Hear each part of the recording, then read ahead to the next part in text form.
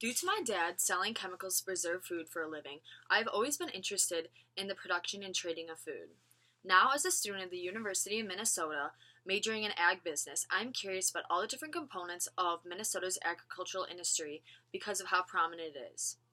Hi, I'm Caroline McShane, and today I want to inform you about the results of Minnesota's agricultural exports. I want to educate you on how Minnesota's agricultural exports help with farming overseas, feed people across the world, and how it has improved the state of Minnesota as a whole. It is very important to understand the impact Minnesota makes on industries all over.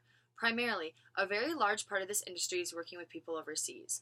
Minnesota's exports have helped many countries in their agricultural industries. For example, Minnesota has aided Mexico by giving them their top crops to feed Mexico's livestock and to help them with the process of producing ethanol.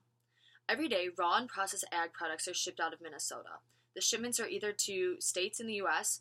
or other countries. From there, the products will be solely used on its own, or they will be used to help create other food and different products. When exporting goods to other countries, trade agreements are key.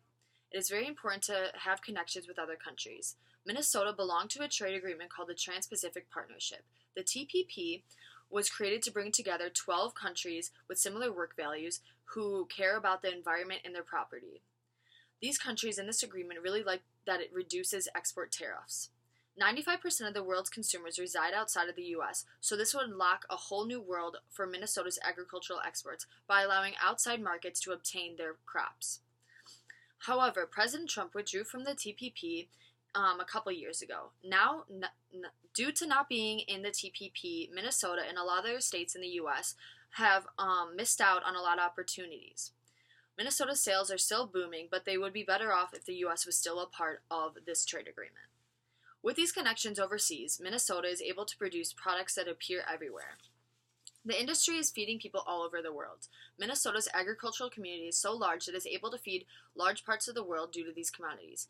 With 74,542 farms and a total of 26 million acres of land in Minnesota, Minnesota is able to produce a lot of crops.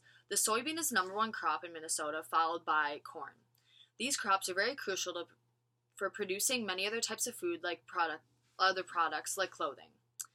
Along with the farms, 1,000 food and agricultural companies are also very mainly responsible for exporting the goods to all the different countries in the world.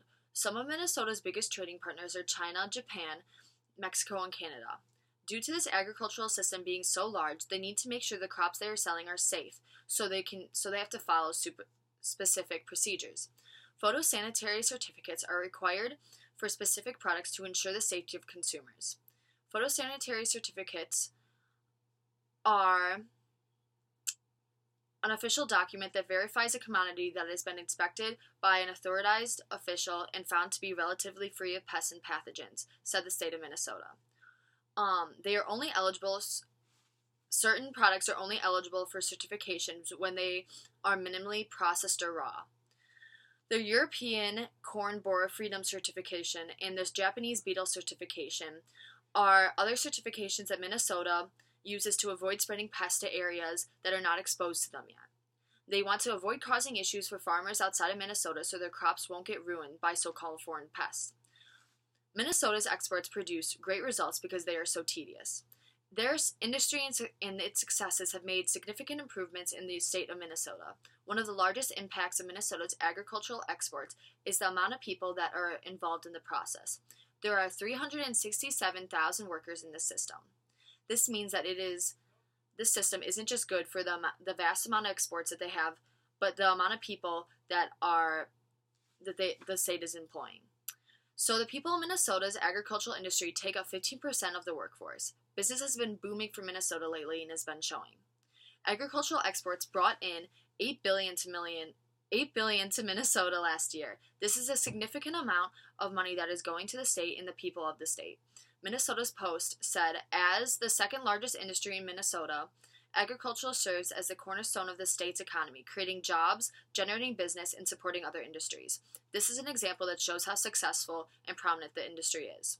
Overall, this industry is very large and grows every day. Not only does it impact the people all over the world, but it also impacts the state of Minnesota as well.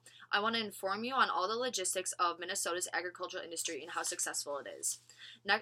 Some of you may be bored or not totally interested in this topic, but I want you to imagine a world without trade, exports, and agriculture.